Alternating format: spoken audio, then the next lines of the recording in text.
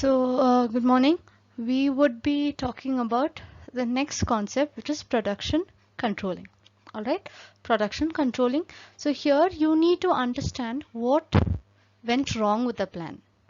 Yeah, that is whatever the actual performance or the actual production done is compared with the standard, and if there's any difference or any you know non-tallying of things, we have to go and correct it. That is what production controlling is all about.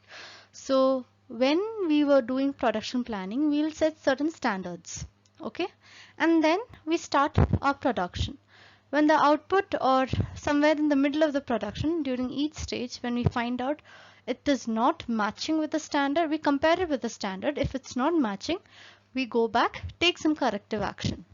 All right, so this is what controlling is with respect to your management subjects and also with respect to production. So let's go in detail. So here it means the task of identifying the changes between the actual performance and the standard performance is called as production control.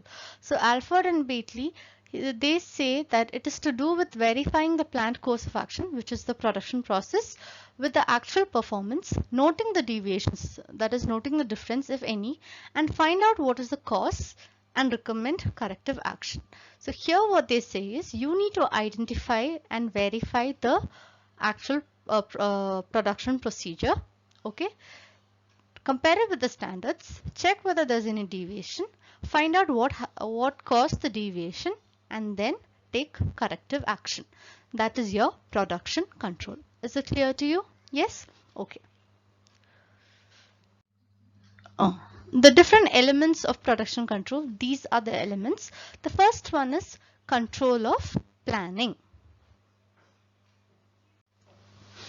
Control of planning says that whether, see, how do you plan?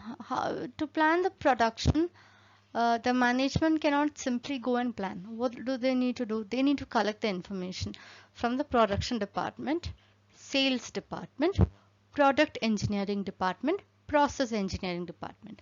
Production department would tell you what is the available machines we have, okay, what is the production cycle time, how much of time is it going to take. That data has to be collected from production department. From the sales department, what is the sales target that they're looking for. That information should be, what is the sales forecast, how is the market, and all that.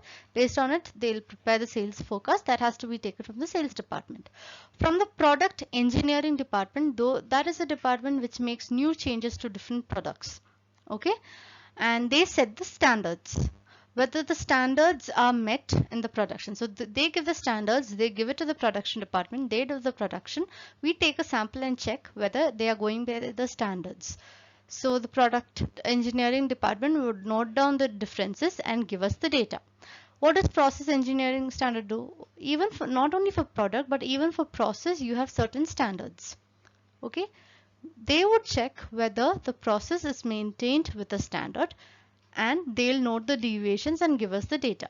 We need to condense all this information and give it in the form of production control procedure or production control protocol. Okay, so when you collect information related to standards and different plans from product engineering department, process engineering department, production department, and sales department, we call it as control of planning. Control of materials, this is what last chapter was all about. Control the purchasing function, control in the inventory control methods, how to standardize, how to classify, all those are your necessary control of materials, so that in no time or during any time the company does not have an issue of shortage or excess, or let's call it surplus, shortage or surplus. Then control of manufacturing capacity. So we are given, the production would be given, a department would be given a manufacturing capacity, that is produce 50 tons of finished goods or of products. So we need to check whether this manufacturing area, that is the production area, has the necessary has the necessary machines, raw materials, people, everything is there in place so that this manufacturing capacity can be done. So if the production head people are saying that we have to make 50 units, no, sales department is saying, inform the production department to make 50 units. Okay, we need to check whether the production department has the capacity, that is, has the machines, equipment, people and other resources to make 50 units. That is where we check whether they have the necessary facilities. Control of activities. Any sort of operations or activities conducted in an organization, we should check whether timely information is given with the respective date. Okay, and control of quantity.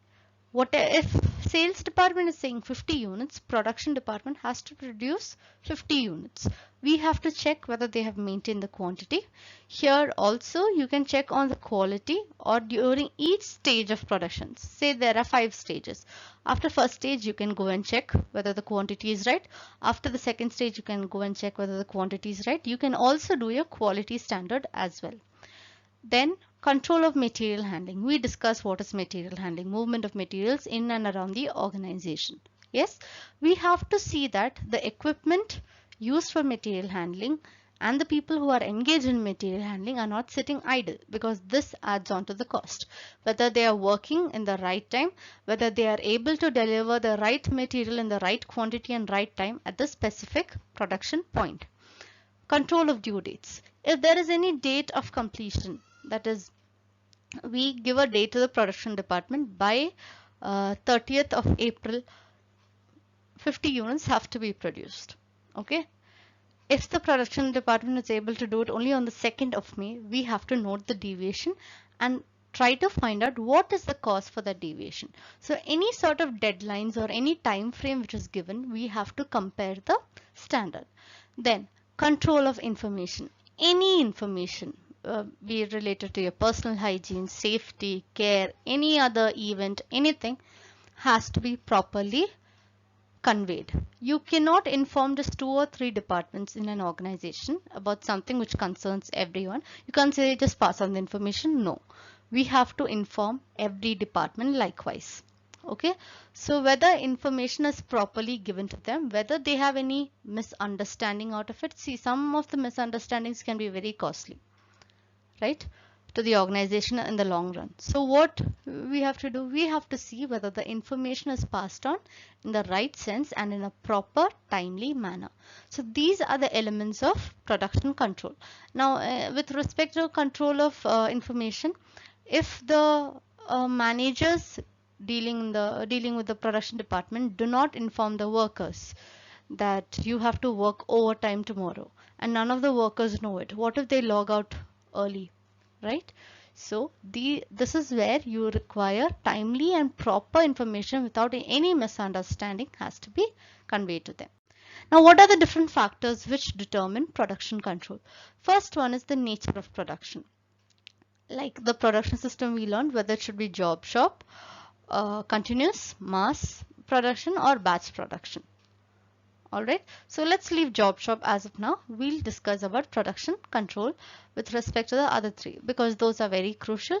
Though you find it in job shop as well, but there more of production planning is applicable. So with relation to continuous production, where production happens 24/7, like a cement industry, petroleum industry and all of them, where production never stops, it keeps on happening, your oil rig everywhere. So there what happens is you need some highly extensive control. You need a massive production control over every part of that production process, because if you go wrong in one step, the other steps would be affected. So that has to be checked. But you compare it with something like batch production. Yes. And then what else? Batch production or mass production for that in case, wherein a lot of units are produced, but we use general equipment, special equipment, all the equipment is used. But again, production control is also important here. So these two are like very crucial. Continuous production, the thing is, production control is uniform. They do it throughout. It's the same type. But in your batch or your mass production where you have different variants, they need to identify every equipment which is there. There might be innumerous materials. If you are producing like 5 or 6 types of the same product, different varieties, the equipment used is different, the material used, some are common, but something else is also different. The people who are working there, different production lines, it is very difficult to control. Yes, so but we need to know which all material is there, so that requires a very in-depth control as well.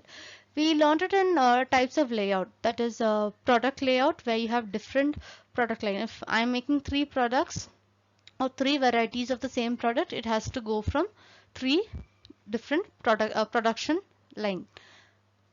And one of the disadvantage was it is difficult to supervise because you have to go through each and every equipment, go from one area, come back, go for the next line. So it takes a lot of time, takes a lot of cost and all that. So inspection is a bit hard for continuous and mass production. So this is where you have to understand continuous production says a uniform control thing, even though it is high level, because one thing goes wrong, the entire thing goes wrong, and the production happens over time, right? All throughout the time. But in the other one, it is for a fixed period of time, yes, but you use a lot of equipment, which means you have to go and check each and everything. Then the complexity of operations. How difficult can the operations get? See, the way you make a phone, the production process for making a phone is different from a pen, from an eraser, from a cake, from a biscuit. It's all different, right? Some of them are very complex in nature, some are a bit more simple. Okay, so we need to understand whether that process, for example, if I take the production process of making this mouse, whether how complex is it, I have to understand what are the different operations, or what are the different stages. If one stage goes wrong, will the other be affected?